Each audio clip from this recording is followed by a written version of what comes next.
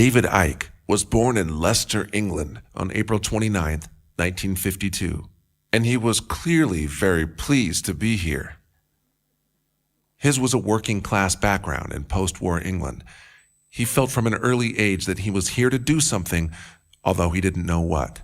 He thought at first that it was to be a footballer, a love throughout his childhood that led him to play as a professional throughout his teenage years until arthritis ended his career.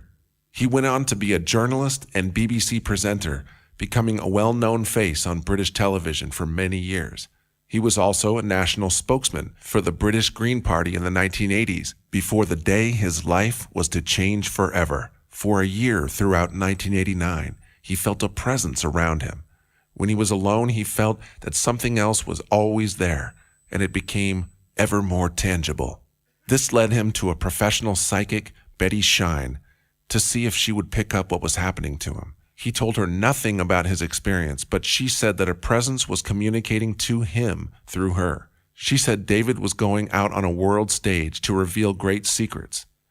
One man cannot change the world, she said, but one man can communicate the message that will change the world. She said he would face enormous opposition, but they would always be there to protect him. From that day, David's life became an amazing journey of synchronicity, leading him to people, documents, information, and personal experiences that gave him the puzzle pieces to reveal what is really happening in the world behind the smokescreen of lies, suppression, and manipulation. The journey took him to Peru, where incredible experiences followed, including a download of information on a hill close to a sacred Inca site, recreated here on a return visit in 2012, which involved him standing unable to move in a powerful electromagnetic field of energy for nearly an hour. His life then changed dramatically yet again. For 3 months after that experience, David said he was lost in a bewildered daze. Such was the impact of the massive energetic information download that he was struggling to process. He said it was like a computer freezing with too many keys pressed too quickly. In that same period, he appeared on a primetime BBC television chat show to talk about what had happened, and it led to mass public and media ridicule on a scale ongoing, year after year, that few will ever have experienced. It was historic in its intensity. In the audience tonight, but no, but just let me say this. They're laughing at you. They're not laughing with you. Fine. In the face of that enormous backlash, David thought his life was over, but it had only just begun. 3 months after the Peru experience, he says everything morphed back into clarity, and while he appeared to friends to be the old David again, he wasn't. Suddenly he could see the world in a way that he had not before. In his words, he could see beyond the program that holds humanity in often unknowing servitude. He has crisscrossed the world over and over and written a stream of books that have proved to be extraordinarily accurate in predicting world events and the direction of human society. The man that they said was mad is now at the cutting edge of exposing the human plight, lifting the veil on all that has been kept from us. As David once said, today's mighty oak is just yesterday's nut that held its ground. Prepare for a day you will never forget. Ladies and gentlemen, David Icke. Thank you. Thank you. Thank you very much. Thank you. Thank you. Very kind. Thank you. Thank you. Oh, that's okay. You'll make me cry. Thank you. I'd like to welcome you to the last of the Worldwide Wake Up Tour all-day events, which started in the summer of 2016, and I've been all around the world, right across Australia, America, Europe, Scandinavia, the Balkans. And I would like to pay tribute at this last event, because it's become very relevant, to the management of this venue. Because the more successful I have been in communicating suppressed information, the more the efforts have intensified to silence me. And so, in more and more recent times, efforts by what I call ultra-Zionist hate groups who seek to get the public to hate their targets and thus silence them, I've been trying to get my events cancelled. Last week they managed it. We found another one though, at, of all places, Manchester United's ground. When Manchester United, that's supposed to be a giant football club, showed itself to have no integrity, no class, and no backbone, pulling an event on the day without even telling us, we found out in the media. Contrast that with the efforts to stop this event today going ahead, and the management of this venue, the Mech, saying, we're not having it. It's going ahead. That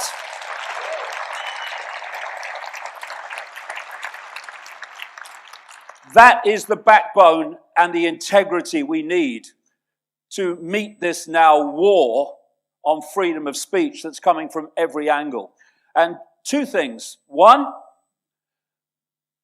the management who did that are going to see today that what I'm accused of is a racist by these ultra-Zionist hate groups is absolutely the opposite of what I'm presenting. And what they say I'm going to say today actually is going to be the opposite of what they say. That's how incredible, ridiculous, and outrageous this mendacity is. But if you cannot silence someone on the basis of what they're saying, then lie about what they're saying and silence them that way.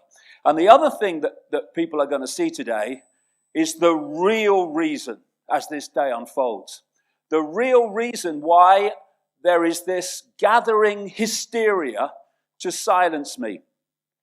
And that is the information they are really trying to suppress and silence.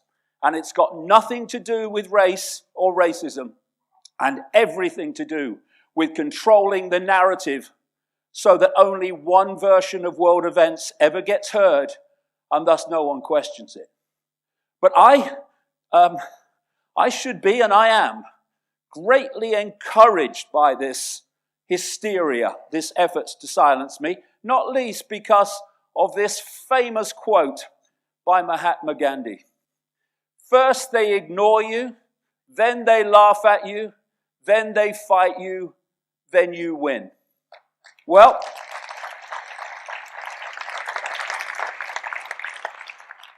they have ignored me. My goodness, they have laughed at me.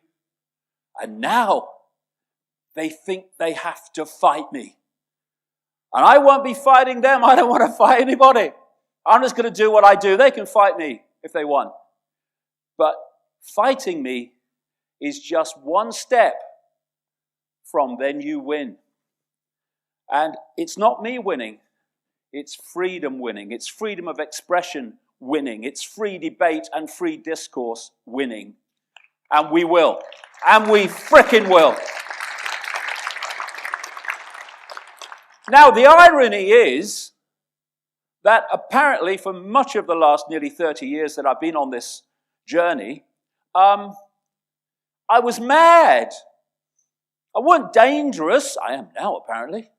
But I was mad. He's mad, he is. And the reason they said that I was mad is because I am different. And different is not another word for madness. But we are constantly led to believe that it is, so that anything outside the box is immediately waved away and ridiculed. You know, someone just called me normal. You can call me anything you like, and most people have called me everything you can imagine. But don't call me normal. If you want to insult me, call me. Don't call me normal. Because when you look at normality in this crazy world, if this crazy world sees you as normal, it's time to look again at what we're doing. What we call normal is only what we normally experience, nothing more. That's all it is. If you live in the outback of Australia, your normal is never seeing anybody and never seeing a car, a vehicle pass by. If you're born in downtown Manhattan, your normal is never not seeing people and never not seeing vehicles pass by. It's just what we normally experience. And so it's not me that's mad. It's me that's different. It's not me that's mad. It's the world that's mad. The world of insanity that has persuaded itself that insanity is normal. We live in a crazy place, a madhouse. And if you're born into a crazy place and you grow up in a crazy place and you go through your entire life in the crazy place, crazy is your normal because it's all you've ever known. And someone comes out from outside of the crazy place and says, hey, this is madness. It's a crazy place. What do they say? You're mad. You're not normal.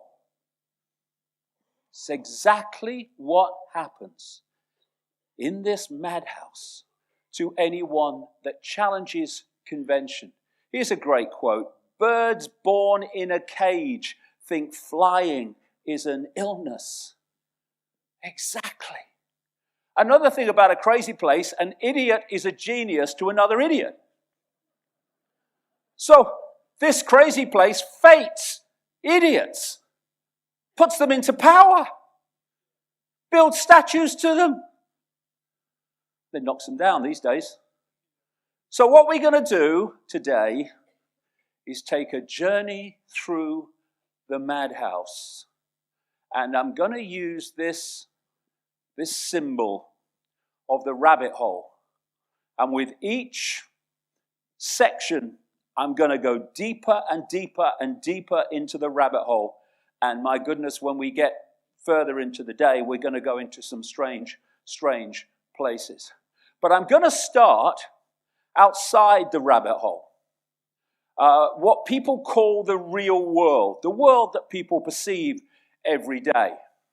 And in the real world, there is such a thing, for a start, as time, and time only goes forward. And as you go forward in this time in the real world, you go through different ages and generations, and eventually you come to where you think you are.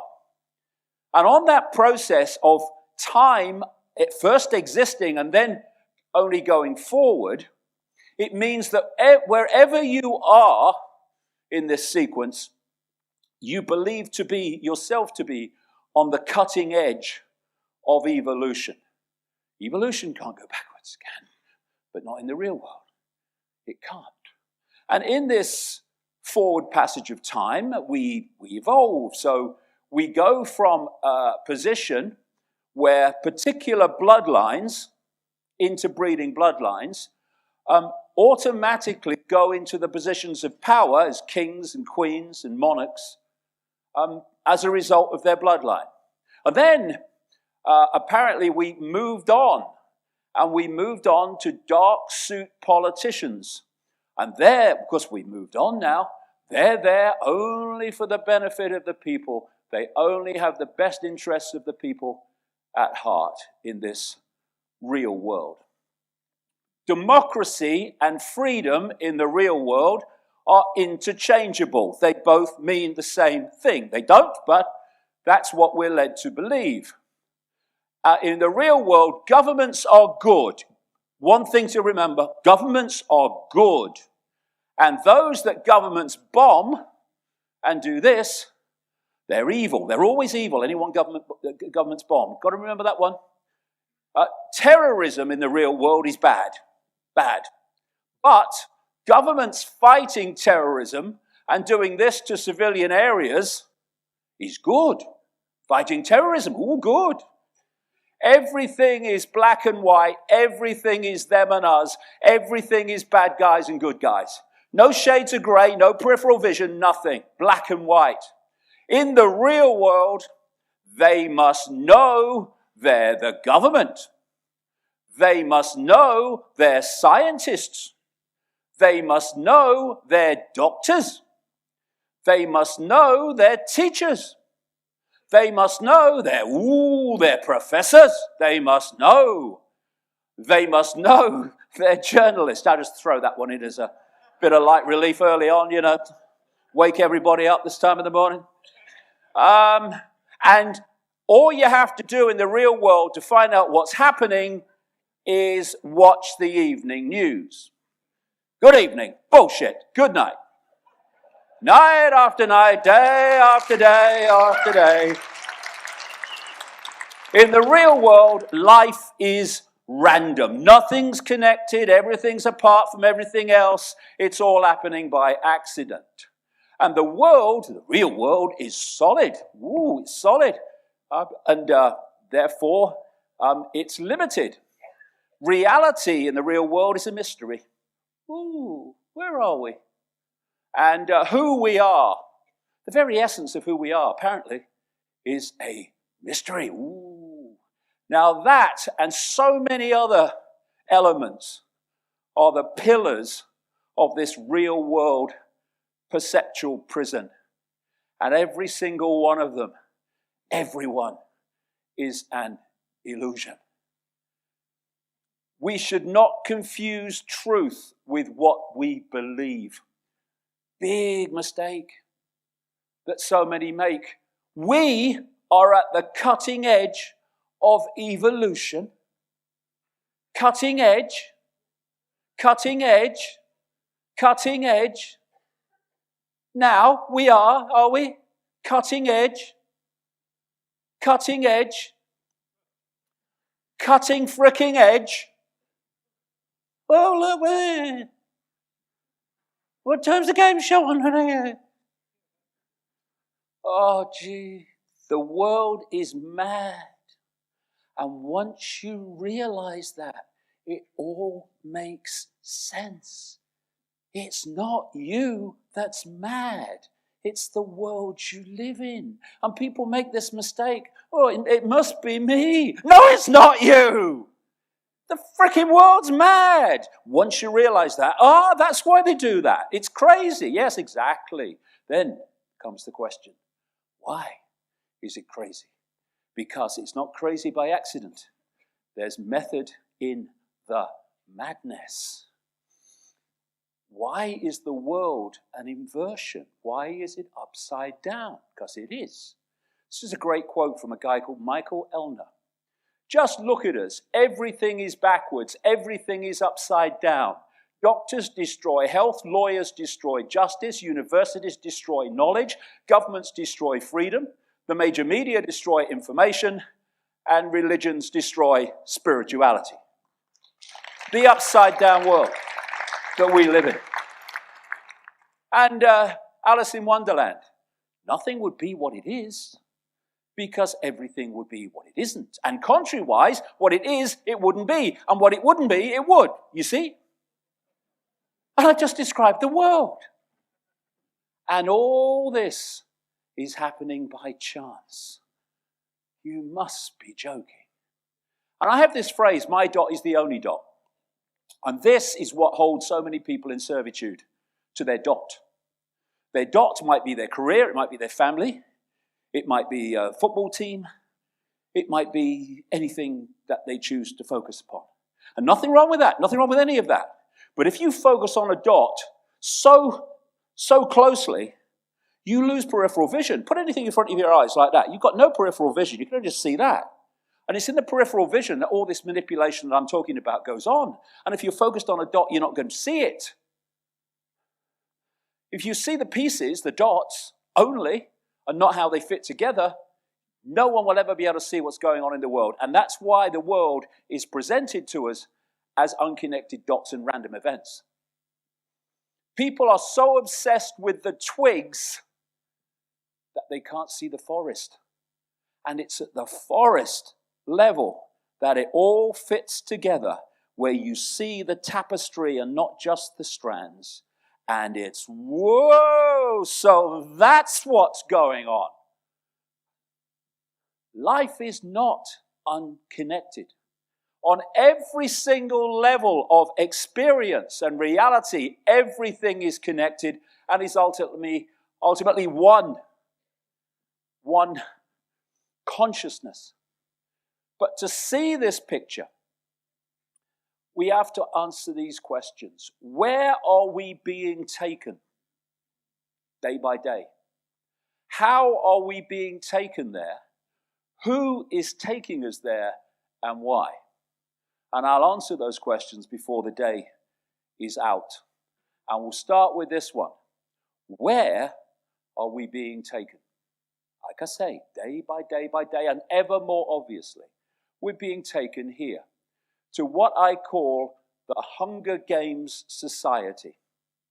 At the top, you have an elite 1%, actually less than 1% at its core, that are designed, and they're moving there so fast, they are planned to control everything. All wealth, all decision-making, in the end, even all thought. At the bottom of the Hunger Games Society pyramid is virtually everyone else. Yes, including those that think none of this matters to them because they've got a bit of money in the bank and a nice house and go on holiday twice a year. Those people too are planned to be here. And holding this status quo ongoing is planned to be a merciless, not just police state in the end, but a military police state in which the police and the military are the same. And just look around the world, just look at what's happening in terms of imposition by the state through people in uniform. And you can see it's happening in front of our eyes all the time. 1% currently own 50% of the world's wealth.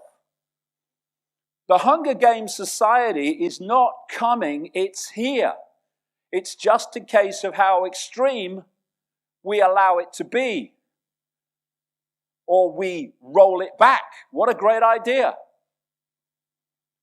Gates, Microsoft, Buffett, the investor, Bezos of Amazon, those three people are worth together more than 160 million Americans. That's the extent of the Hunger Games Society, which I've been talking about all these years, that we've now reached. Crushing austerity for some, more and more wealth for the tiny few. This is the process of creating the Hunger Games Society. And this is the structure, the control structure of that society, which again is unfolding before our eyes. They want a world government that would dictate to every community. A world central bank that would dictate all finance globally. A world currency, which, as I've been writing since the early 1990s, is designed to be a cashless digital currency. With no cash, we are hurtling towards the cashless society because it's part of this agenda. A world army to impose the will of the world government, which is designed to be NATO and other elements I'll come to later. And a Microsoft, yes it is actually, in so many ways. It's certainly a microchipped population. But microchip population does not even begin to cut what I'm talking about. And in section 3, I'll get into that. What does transhumanism really mean? It means the end of the human mind, if we sit around and watch it happen. And under that, designed to be a series of superstates, the European Union being the furthest advanced, to carry out the will of the world government in various regions of the world. Under that, nation states, which they want to break up into regions, to deunify in a unified challenge to that edifice of power above. And these organizations like the World Health Organization, the World Trade Organization, are designed to be controlled by the world government and put these subject area policies under one roof, where they can be decided globally. And I've been writing now since well back into the 1990s about the plan for the world government, and now they're even talking about it openly. And we have a de facto world government already called the United Nations Security Council. The European Union is part of it, and of course NATO, the World Army. And this is the moving step by step to this Hunger Games society, which is been described in my earlier books way back. So, how are we being taken there? Question number 2. And this is where we take our first step into the rabbit hole, into the shadows, into the arena of secret societies and semi-secret groups, from where the world of the seen is manipulated without people realizing it. The world is structured as a spider's web, symbolically. You've got the spider at the center of the web, which is dictating everything. The nature of that spider, what it is, I'll get to in section 3. These strands around the spider represent the most exclusive and therefore secretive secret societies. Only the really, really chosen few will have any chance of being part of those and thus be close to understanding the full nature of what the agenda is. As you come out from the spider, still in the hidden, you meet those secret societies we do know about. The Freemasons, the Knights of Malta, Knights Templar, Opus Dei, etc. And they are secret societies which the inner circle knows what's going on, or some of it, and the rest only know increasingly less about what's going on as they come down the pyramid of compartmentalization. And then eventually, you meet what I call the cusp organizations. This is where the hidden meets the seen. And here's another portrayal of it. These cusp organizations are like the Bilderberg Group, the Council on Foreign Relations in America, the Trilateral Commission, the Club of Rome, also the United Nations is part of this. And the plan comes from the spider through these cusp organizations, which are amalgamations of people in all these different institutions and walks of life. And through these, that which is decided by the spider enters the world of the seen. And at this point, it appears that governments, government agencies, corporations, banking systems, etc., are making the decisions. No, no, no. They are carrying out the decisions that ultimately start with the spider. And this is why the world is so unbelievably coordinated. And when you travel the world constantly, as I do, my goodness me, it is so obvious now. The same things are happening everywhere. This is how it's done. And like I say, secret societies are broken up into levels of degree. What are they? They're levels of knowledge of what actually the secret society is all about. The vast majority of Freemasons are on the bottom 3 levels of degree and never get to know what they're really part of. This is the compartmentalization I'm talking about. So, world-changing events are random. No, they're not. They're carefully planned, and I mean long before. We are looking at an unfolding plan that is projected far into what we perceive to be the future, while apparently happening randomly, bit by bit. It's not how it works.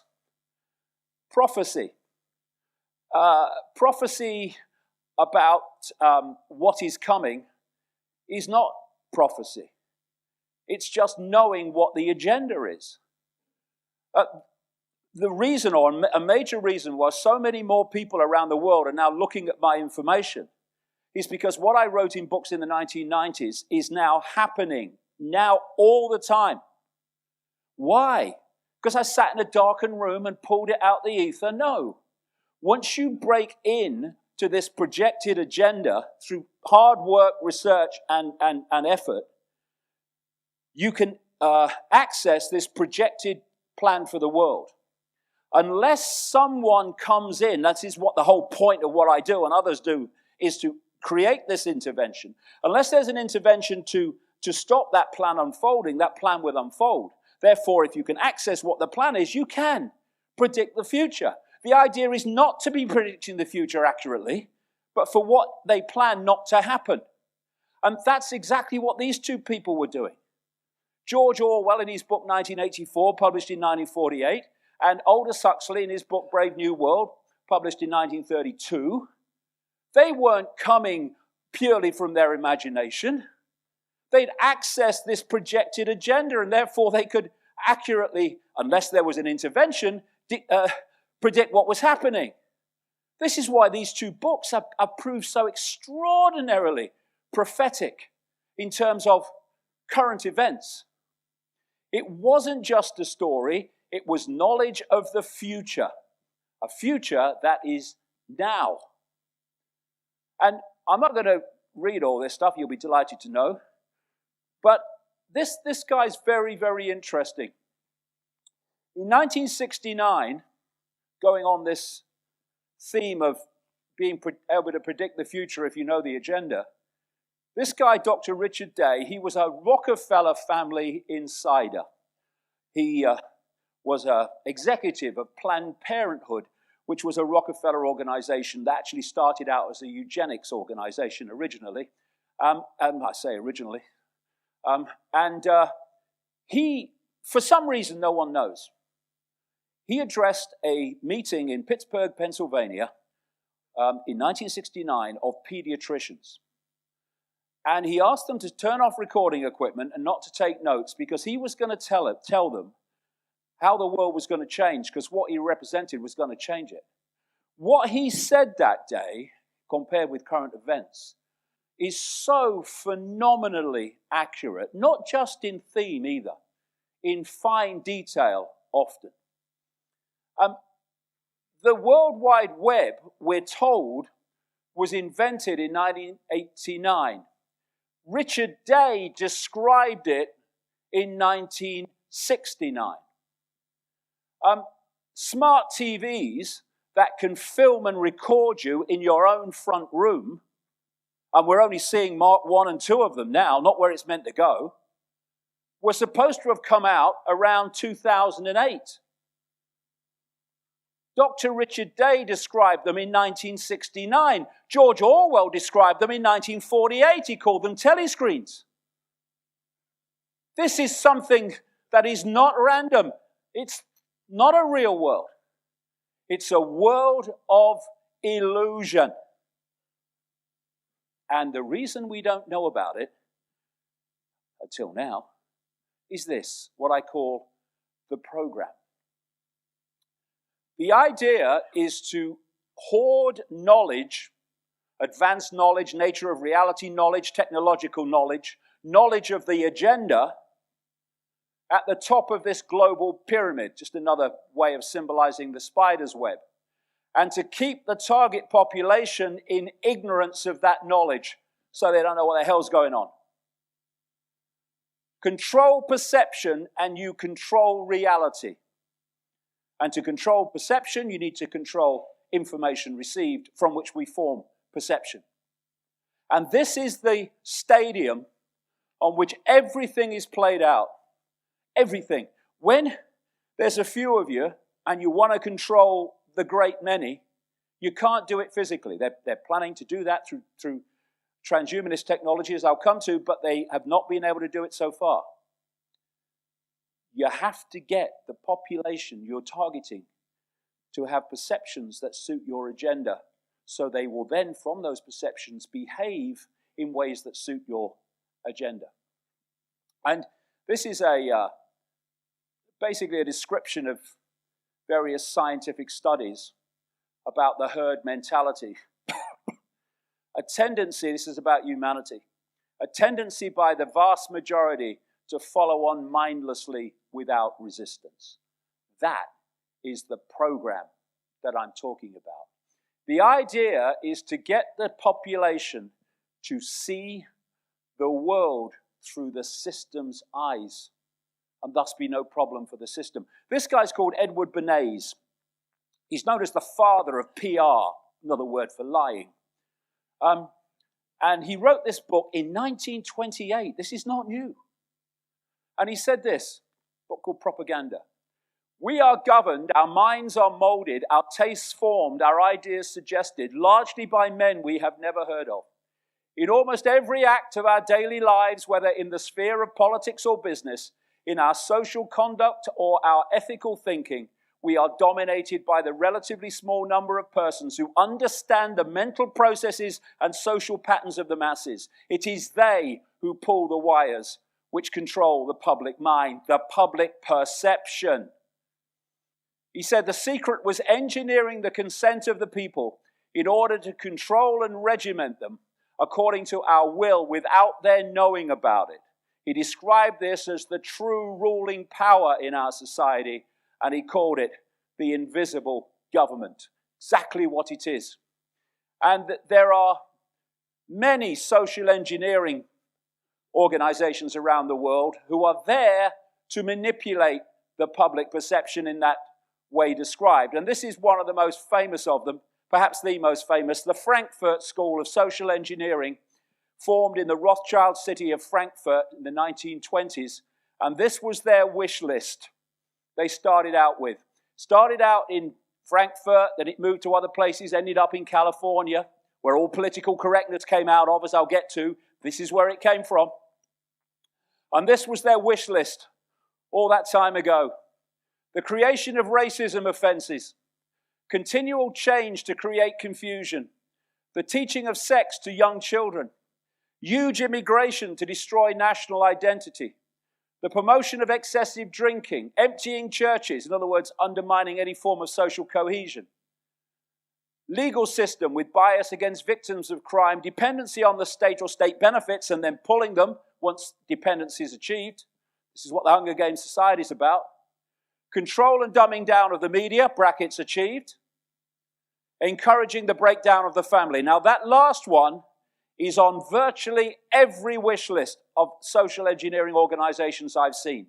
The destruction of the family unit, and there are reasons for that, which I'll explain as the day unfolds.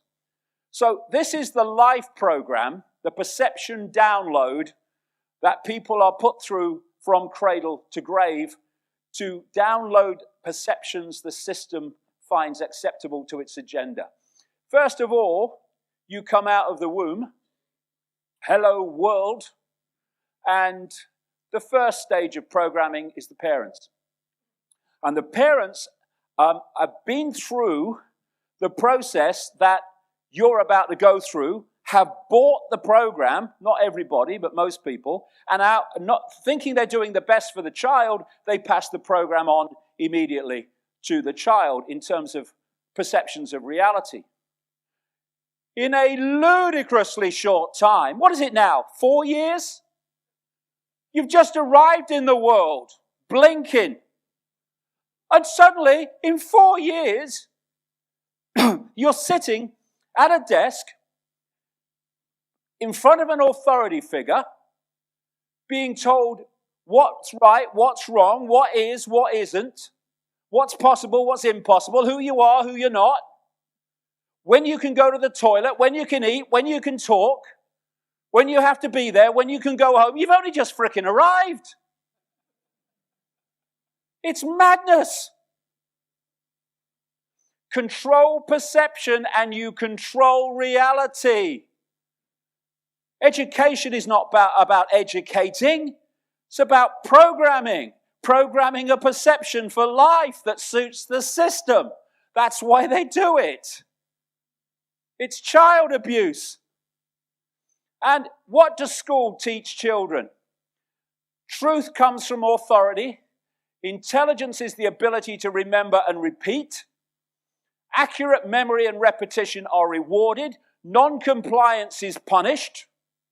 Hello, is that Mrs. Jones? Yeah, well, it's Johnny. He's a problem. Why? Because he's asking questions in the classroom. They'll all want to do it if we let him. We're thinking of giving him some Ritalin. Calm him down.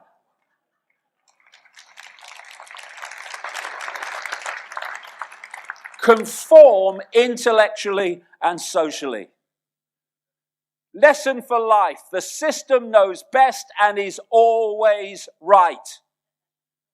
I will follow the rules. I will follow the rules. I will follow the rules. You've got to get young children into the mindset of following the rules, carrot and the stick, follow the rules. So they will go on following the rules for the rest of their lives.